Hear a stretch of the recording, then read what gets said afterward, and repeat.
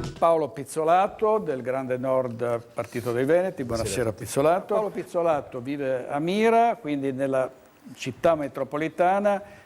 Che aria tira da questo punto di vista? No? Perché, sì, noi sentiamo molto sinceramente quello che sta accadendo, quello che dovrebbe accadere nei prossimi giorni per le elezioni.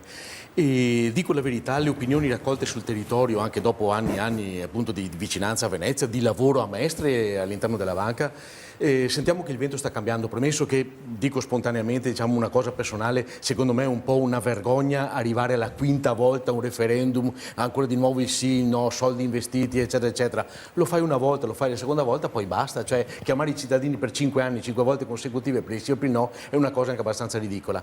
Secondo me il vento sta un momentino cambiando, soprattutto dopo gli ultimi eventi relativamente a quelle che sono state le disgrazie dell'acqua alta di Venezia.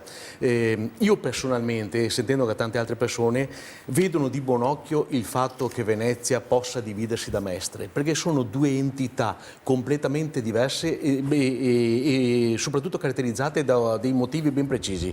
Se una vive prettamente di turismo, di indotto turistico, di quello che può essere un po' di terziario, ci sono le sedi principali delle banche delle nostre zone, ci sono le sedi principali di alcune ditte abbastanza grandi che lavorano nel terziario. Mestre vive anche di piccolo artigianato locale, vive dell'indotto di Porto Marghera e vive soprattutto di quello che è l'insediamento nel corso degli anni, di quello che sono state le fabbriche proprio che erano vicine a Mestre. Gli stessi lavoratori della Miralanza dove vivo io erano persone che vivevano a Porto Marghera, che vivevano a Mestre. In tutta sincerità, secondo me il vento sta cambiando e ci sarebbe bisogno di avere un sì più aggressivo e più deciso, proprio perché dividendo non è, come dice qualcuno, che vanno a aumentare i costi, dice qualcuno che ci sarebbe un doppio sindaco, un doppio consiglio comunale, un doppio costo. Sono balle inventate per convincere la gente a restare ancora il no. Sono due entità talmente diverse fra di loro e talmente bisognose di fondi completamente diversi che in questo momento bisognerebbe fare la sperimentazione e tentare di capire e di vedere cosa potrebbe succedere dividendole completamente. Secondo me l'organizzazione sarebbe senza dubbio migliore, perché penso, proprio lo dico personalmente, che i fondi destinati certe volte a Venezia e soprattutto per fare in maniera che questa città, secondo me la più importante del mondo, inutile che qualcuno dica che ci sono altre di migliori, possa essere presa per mano e condotta a un livello migliore senza dubbio di adesso e non andrebbero sprecati in quello che potrebbe essere la comunità dedicata a Mestre, per cui io sono favorevolissimo, pur abitando in periferia e non avendo nulla a che vedere con il voto, al sì, e soprattutto i veneziani che dicono sì, sarebbe ora di fare un piccolo cambiamento. Allora vediamo da Paolo Pizzolato. Prima che lei faccia la domanda, direttore, vada. Alcuni piccoli paletti, alcuni piccoli spot, perché ho sentito e gustato anche gli interventi che vengono fatti qui dentro in questa sala. Innanzitutto, primo piccolo passaggio, l'attacco terroristico di oggi a Londra, logicamente dispiace per tutto quello che succede, per carità di Dio, però se guardiamo bene ogni volta che avviene un attentato in Europa, a livello geografico avviene sempre e soprattutto in tutti quei paesi che sono rivolti sempre a ovest, praticamente Francia, Belgio, l'Italia non è ancora stata toccata per carità di Dio, i Paesi Bassi, eccetera, eccetera. Se guardate bene c'è una notevolissima differenza rispetto agli altri paesi europei che sono sul lato russo, sulla parte dell'est praticamente. Perché questo? Innanzitutto perché questi paesi democratici hanno avuto una vera e propria concentrazione di immigrazione anche negli anni antecedenti, dove c'è stata integrazione, sì, ma non c'è stata quell'integrazione che forse qualcuno pensava o sperava.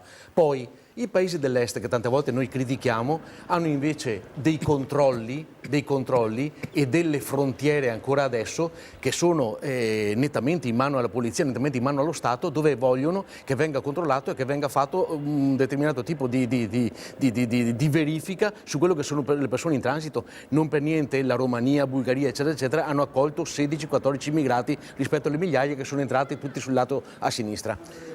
Intanto rivediamo le immagini. Intanto London Bridge. Secondo piccolo passaggio. Ho sentito prima il discorso degli interventi per i fondi destinati ai commercianti di Venezia, alle ditte, ai privati e tutto quanto. Vi ricordo che qui dentro abbiamo discusso alcuni anni fa, sono gradito ospite da tantissimi anni, anche di quello che era stato il passaggio del tornado a Mira. Dopo anni e anni la gente della Riviera del Brenta sta ancora attendendo i fondi, cose all'italiana. Sono venuto qui sinceramente molto felice, ho guardato anche le vostre puntate dove c'era, non ricordo purtroppo i cognomi di tutti quelli che passano, il signore quello col codino che si occupava di quello Scarabella, che il Movimento 5 Stelle? No, quello che si occupava del rimborso delle banche, di quello che è successo a Popolare Vicentina. Miattello. Ecco, chiedo scusa perché non riesco a ricordarmi tutti quanti. Dove anche una sera provava molto entusiasmo e anche la settimana successiva per quello che era stato detto a livello governativo per il discorso del rimborso ai risparmiatori. Se non sbaglio siamo ancora fermi al 30%, il 70% non si sa, altra cosa all'italiana, per cui non vorrei che si verificasse di nuovo che i fondi destinati a Venezia, i 20.000 e i 5.000 famosi, fosse un'altra cosa all'italiana. Poi, ultimo piccolo passaggio, chiedo scusa, belli questi ragazzi che vanno in piazza, bellissimi, forte a loro la speranza, io sono vecchio, loro sono giovani e tutto quanto, mettiamo dei paletti però dei puntini. Questi ragazzi è la seconda, terza volta che vanno a manifestare, stranamente, o di venerdì o di lunedì, chissà come mai sempre collegato a un weekend, una cosa che va a oscurare il lavoro che loro fanno. Altra cosa, non vorrei mai, forse sarebbe bene che qualcuno chiarisca gli elementi di questi ragazzi, che c'è una differenziazione fra inquinamento e riscaldamento terrestre, perché l'inquinamento dobbiamo combatterlo tutto quanto, ma guardate che quando qualcuno ricorda questo piccolissimo aneddoto che sembra una barzelletta, è la verità, quando Annibale ha attraversato le Alpi per attaccare Roma, le Alpi erano verdi. Per 100 anni sono rimaste verdi, poi è venuta avanti per 2 anni una glaciazione eccezionale. Ma guardate che questo problema climatico c'è sempre stato, che vada accentuandosi. Stranamente, anni fa si parlava del buco nell'ozono, vi ricordate il famoso buco nell'ozono? Adesso stranamente il buco nell'ozono si sta chiudendo, Ecco, cosa sta succedendo? Si sta chiudendo. Lo hanno detto i maggiori scienziati, si sta chiudendo, per cui facciamo una bella differenza fra riscaldamento climatico, problematiche climatiche e quello che è l'inquinamento. Nessuno va a manifestare in India, in Cina, 2 delle più grandi potenze mondiali e che sono 2 dei più grandi inquinatori a livello mondiale. Andate a manifestare lì se siete capaci di manifestare lì. Allora, appunto, 2 diverse scuole di pensiero sul riscaldamento climatico, poi torniamo un attimo sulle banche. Aveva raccontato tempo fa Pizzolato, no? E aveva impressionato una sua vicenda personale, no? Lei è stato ai vertici di Veneto Agricoltura, ha avuto una carriera importante, adesso ovviamente lavora in banca, quindi voglio dire, però in una fase della sua vita cos'è successo?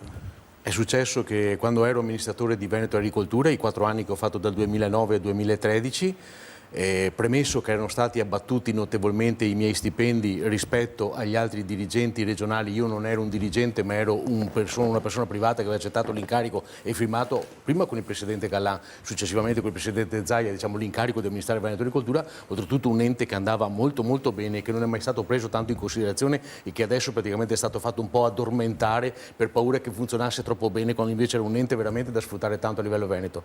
Il problema mio è che è successo che dopo essermi indebitato con la mia casa, con il mutuo e tutto quanto, io nel corso dei 4 anni che sono stato lì e che ho pagato tranquillamente gli stipendi a tutti i miei dirigenti e a tutti i miei lavoratori, a tutti i miei dipendenti, nel primo anno del 2009, il secondo semestre, quando avevo iniziato a amministrare Veneto Agricoltura, mi è stato erogato il premio di produzione. Nel corso di tutti gli altri anni, praticamente, i premi di produzione a sottoscritto non sono mai stati erogati.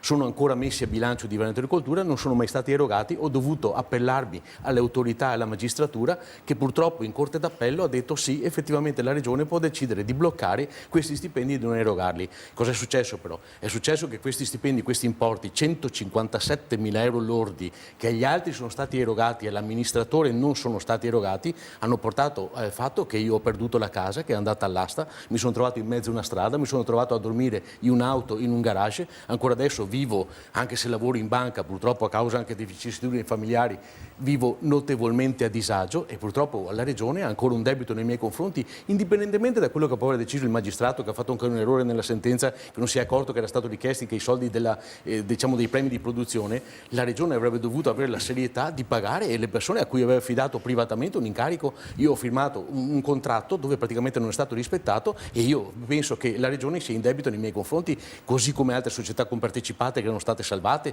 che adesso sono state completamente risanate e che durante l'epoca in cui le amministravo erano ridotte sull'orlo di lasciare a casa i dipendenti. Io mi ricordo in Termizoo 29 dipendenti, stavamo mettendo tutti all'interno della strada, mi sono impuntato, lavoravo in banca, ho voluto vedere chiaro nei bilanci di quell'azienda il perché andasse così male, in Termizoo è stata completamente risanata sbagliata, anche adesso sta andando avanti bene, forse vogliono metterla in commercio, e io che logicamente avevo capito qual era il tipo di problematica quando si parla di soldi, è logico che succede questa cosa qui, è stata salvata, per cui non capisco il perché di questa bestialità sia giuridica, diciamo, sia anche a livello di regione, di non pagare una persona che ha sviluppato, che ha fatto il proprio dovere, che ha fatto il proprio contratto e che effettivamente era in contatto diretto e sempre costantemente sia con l'assessore all'agricoltura che con il presidente del Veneto, Luca Zaia.